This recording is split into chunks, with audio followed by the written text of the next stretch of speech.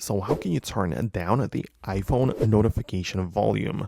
Let me show you the options and possibilities we have with this. So if you're new here on this channel, consider subscribing for more tutorials and videos like this. So of course, iPhone can have the volume controller in the control center, and also you can use the volume buttons, the physical ones, but those change the volume of the content, like of the sounds or, the music, videos, whatever.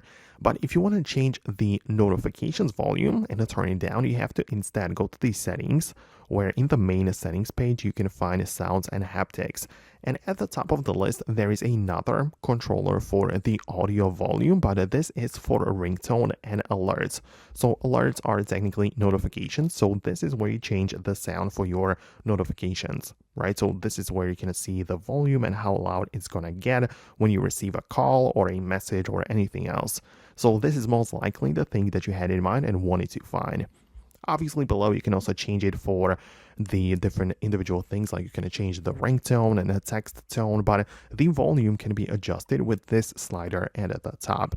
One interesting thing though is that you can enable the change with buttons, and this means that your physical buttons, the volume controllers on your iPhone, will change the feature, right?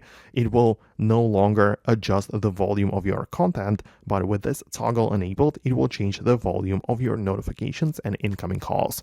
So if you want to quickly be able to access it from the lock screen and home screen, then you enable this toggle here, and the physical volume buttons will be used for that instead. So let me know in the comments below if you managed to find it and make it work. Hit the thumbs up and subscribe so you never miss anything important, and I'll talk to you later in the upcoming videos as well.